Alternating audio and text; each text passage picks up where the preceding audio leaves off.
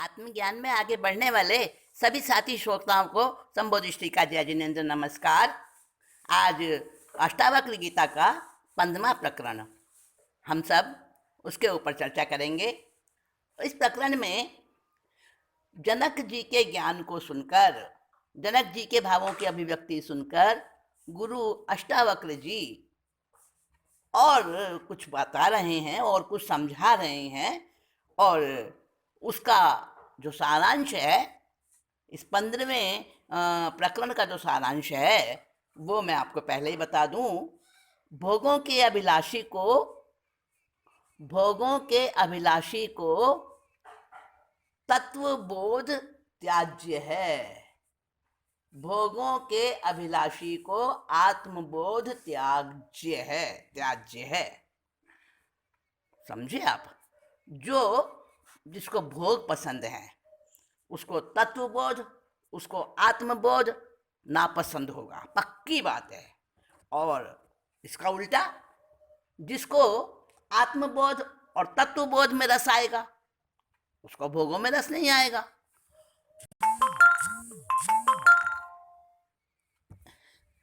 ये अकाट्य सिद्धांत है साथियों, कि भोग अगर हमें रुचते हैं तो हमें तत्व ज्ञान और आत्मज्ञान में कोई रुचि नहीं होती है।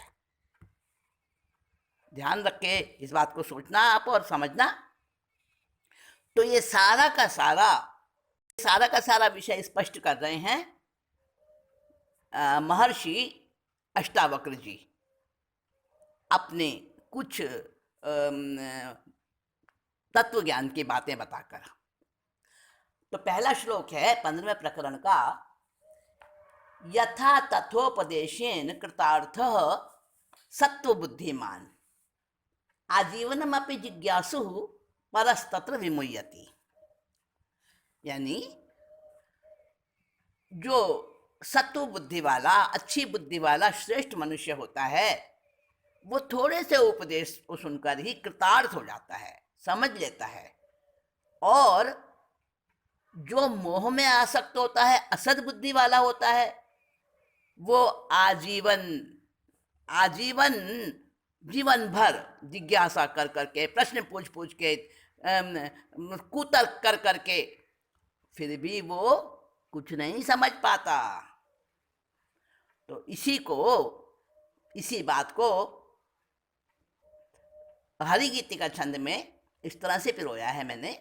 कृतार्थ अल्प उपदेश से होता सत्व बुद्धि वाला नर श्रेष्ठ, आजीवन जिज्ञासा करो असद बुद्धि नर मोहासक्त।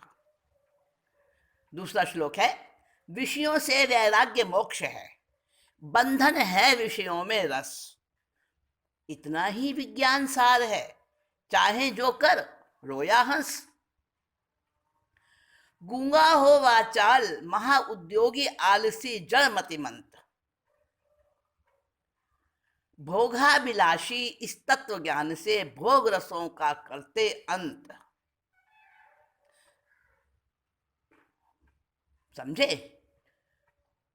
अब इससे तत्व ज्ञान से क्या क्या होता है, क्या क्या परिवर्तन आते हैं, क्या क्या इससे जो है ना विस्मयजनक परिणाम आते हैं। गूंगा वाचाल हो जाता है, महाउद्योगी आलसी हो जाता है, और मतिमंत जड़ जो है वो मतिमंत बन जाता है, बुद्धिमान बन जाता है। ऐसा ये तत्व ज्ञान है जिससे कि जो भोगों में अकंठ डूबा हुआ है, पूरा का पूरा, जिसको भोग ही भोग पसंद है, भौतिकता में ही आनंद मानता है, ऐसा भोगाभिलाषी भी इस तत्व ज्ञान से सारे रसों का अंत कर देता है, भोगों को छोड़ देता है। ऐसा ये तत्व ज्ञान है, इतना विस्मयकारी, इतना आश्चर्यजनक है। गूंगा हो वाचाल महा उद्योगी आलसी जड़ मतिमंत, भोगाभिलाषी इस तत्व ज्ञान से भोग रसों का करते अंत।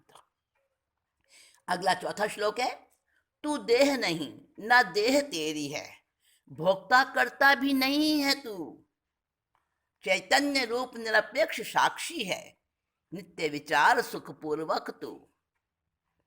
ये कह रहे हैं जनक जी को गुरु अष्टावक्र, तू देह नहीं है और देह भी तेरी नहीं है, ना तू भोगता है ना तू करता है।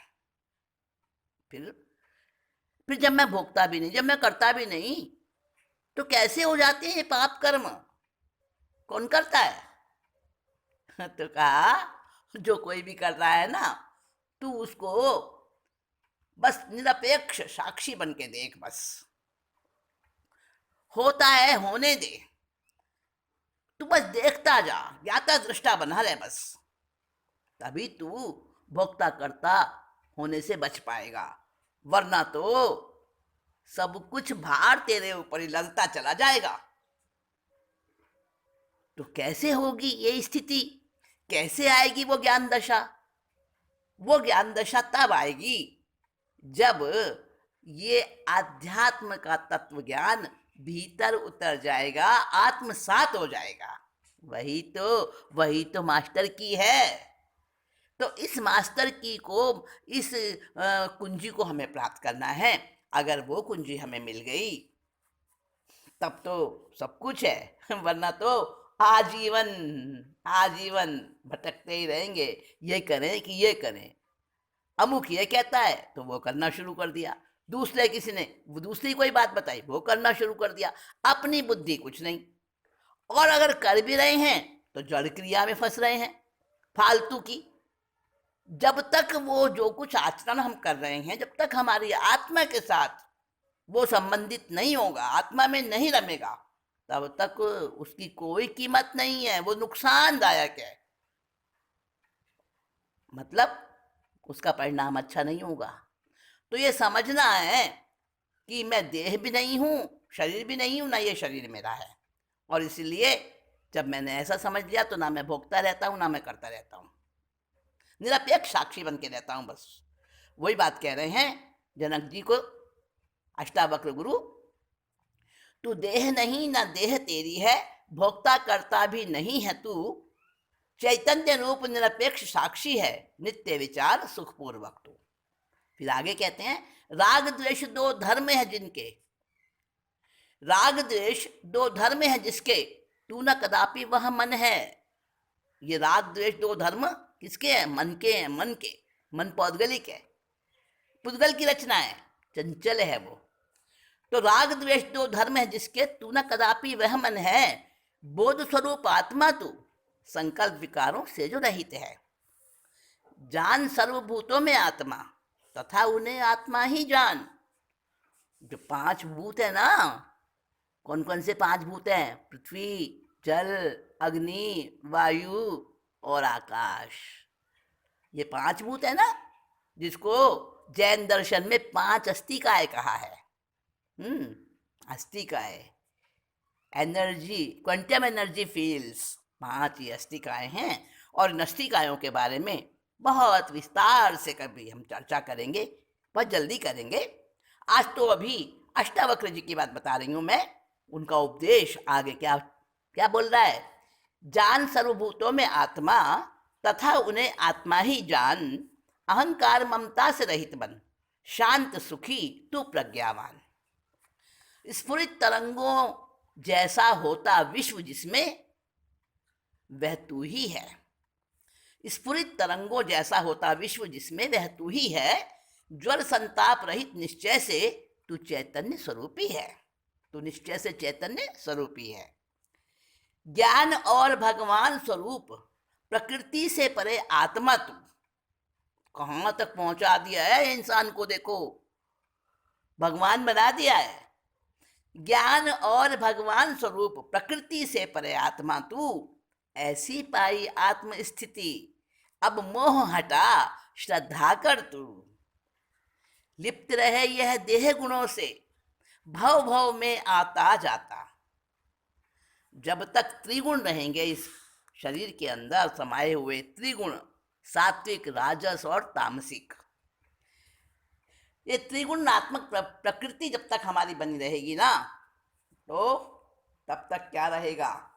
गुणैः संवेष्टितो देहस् तिष्ठति आयाति याति च, आत्मा न गंता नागंता। किमनेन अनुशोचसी, अर्थात लिप्त रहे यह देह गुणों से भव भव में आता जाता, किंतु आत्मा नहीं है ऐसा। सोच, सोच तू इसका क्यों करता, सोच तू इसका क्यों करता। अभी चली जाए अथवा कल्पांत तक यह देह रहे, कहाँ वृद्धि या नाश तेरे सम, कहाँ वृद्धि या नाश तेरे सम चैतन्य रूप वालों का है।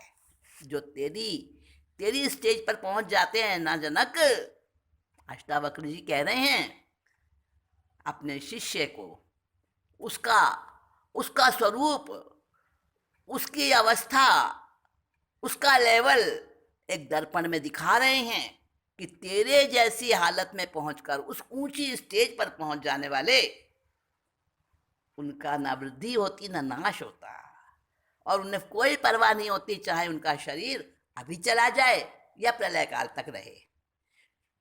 तो वही कहा है, अभी चली जाए अथवा कल्पांत तक यह देह रहे, कहाँ वृद्धि या नाश तेरे सम चैतन्य रूप वालों का है।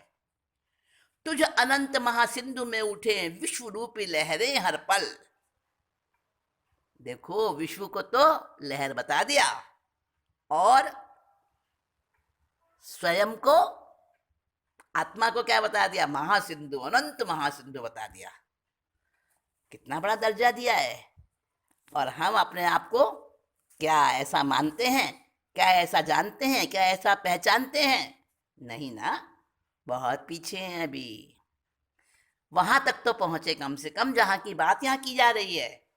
तुझ अनंत महासिंधु में उठे विश्व रूपी लहरें हर पल, निज स्वभाव से उदय अस्त को प्राप्त हो, लेकिन तू अविचल।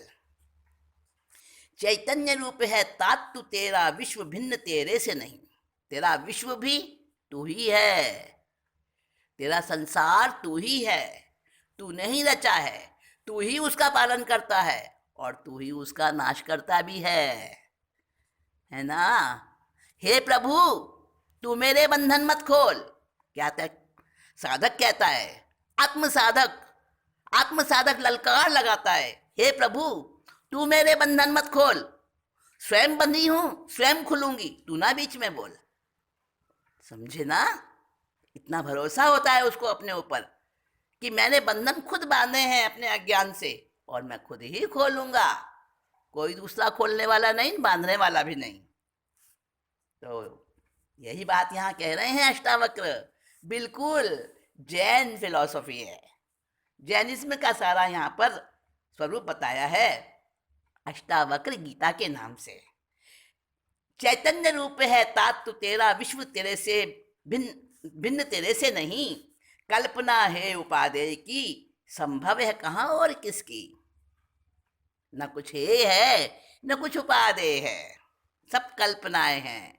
जब ये समझ में आ जाता है ना कि मेरा विश्व मैं ही हूं, तब ना हे रहता ना उपादेय रहता, बस ज्ञाता दृष्टा भाव रहता है। चैतन्य रूप है तात्व तेरा, विश्व भिन्न तेरे से नहीं। कल्पना है उपादेय की, संभव है कहाँ और किसकी। तुझ चैतन्य रूप निर्मल अविनाशी शांत आकाश में, तुझ चैतन्य रूप निर्मल अविनाशी शांत आकाश में, कहाँ जन्म और कहाँ कर्म है, बोल कहाँ अहंकार है। कितना स्पष्ट, कितना एकदम एकदम अलग करके निकाल के, जैसे वो मथते हैं ना, जब दही को मथते हैं कैसे वो मक्खन एक तरफ आ जाता है ऊपर उठ के, वैसा ही तत्वसार निकाल के दे दिया है अष्टावक्र महर्षि ने। देख रहा तू जिसे उसी में भास रहा, बस तू ही एक। देख रहा तू जिसे उसी में भास रहा, बस तू ही एक। कंगना बाजू बंद में नूपुर, स्वर्ण भिन्न भूषण के अनेक। देखो, जैसे जैसे सोना, स्वर्ण, गोल्ड एक ही होता है और उसके अलग अलग डिजाइन वाले, अलग अलग शक्ल वाले, अलग अलग आकार वाले गहने आभूषण बनते हैं। कंगने, बाजूबंद, नूपुर और कान के और आँख के और अंगूठियाँ और पता नहीं क्या क्या, हार और कितनी कितनी चीज़ें बनती हैं। पर गोल्ड तो एक ही है ना। इसी प्रकार से बस एक ही एक है, एक आत्मा ही है। जो कुछ तू देखता है संसार में, सब में बस तू ही तू है। वही एक ही तत्व है, वही भास रहा है सब में। देख रहा तू जिसे, उसी में भास रहा बस तू ही एक। कंगना बाजू बंद मनुपुर, स्वर्ण भिन्न भूषण के अनेक। यह मैं हूं, यह मैं नहीं, ऐसे विभाग को छोड़ अभी। यह मैं हूं, यह मैं नहीं, ऐसे विभाग को छोड़ अभी। सब आत्मा है ये निश्चय कर, रहित संकल्पों से हो सुखी। विश्व दिखे अज्ञान से तेरे एक, तू है परमार्थ से। विश्व दिखे अज्ञान से तेरे एक, तू है परमार्थ से। संसारी या असंसारी, सिवा तेरे नहीं दूजा है। भ्रांति मात्र है विश्व नहीं, भ्रांति मात्र है विश्व नहीं कुछ और, यह जाने निश्चय से। ये विश्व क्या है? बस भ्रांति है, भ्रांति मात्र है, सचमुच में नहीं है, कल्पना है, माया है। सचमुच बिल्कुल ठीक बात है, क्योंकि जो हमें दिखता है ना वैसा है नहीं। केवलियों को, सर्वज्ञों को वैसा नहीं दिखता जैसा हम देखते हैं। ये संसार बताया आपको, उनको तो ये संसार पंचास्ती काय जैसा दिखता है, अलग अलग। बिल्कुल जैसे कि समझो अब किसी ने हलवा बनाया, अब वो हलवा हमें दिख रहा है, हमें दिख रहा है हलवा बना हुआ, लेकिन जो ज्ञानी हैं उनको क्या दिख रहा है?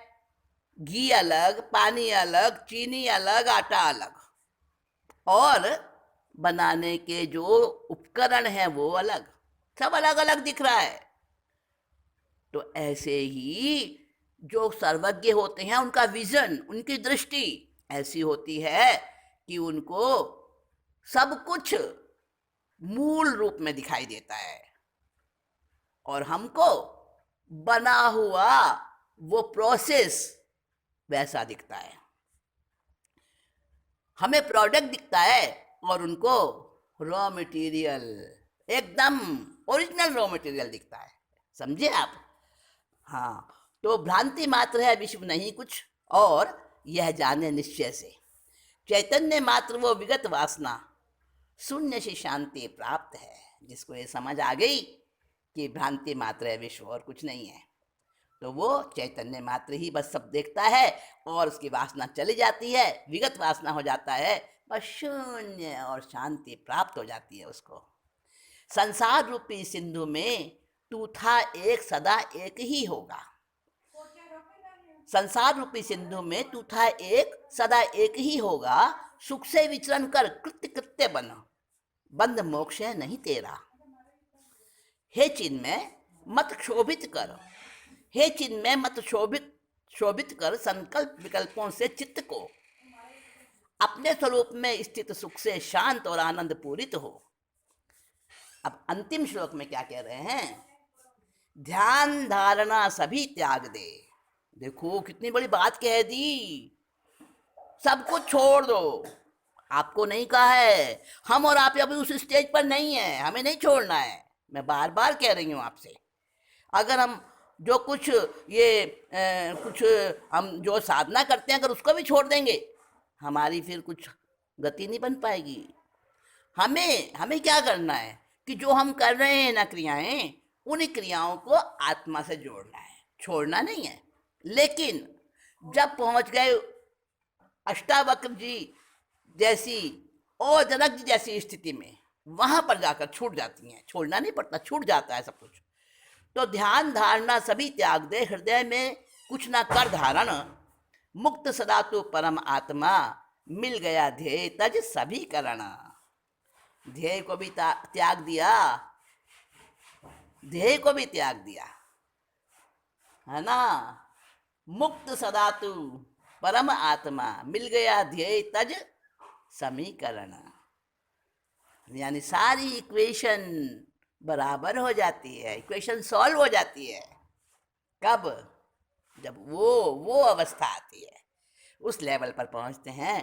तो गुरु अष्टावक्र ने इस अष्टावक्र गीता के 15वें प्रकरण में बहुत एक मक्खन के समान, मक्खन का डला जैसे अलग से ऊपर उठ के आता है बिलोना करते वक्त, तो वैसा ज्ञान निकाल कर एकदम मक्खन का लोंदा जैसा दे दिया है उन्होंने। ये 15वां प्रकरण बड़ा मधुर है। तो दोस्तों, आज 15वें प्रकरण की बात हमने की। अब अगला अगली मीटिंग में, ठीक है ना? अच्छा, तो नमस्ते, जय जिनेन्द्र। और आप इसको चिंतन मनन करते रहें, लाइक, फॉरवर्ड, सब्सक्राइब, वो तो आप करते ही हैं, करते रहें।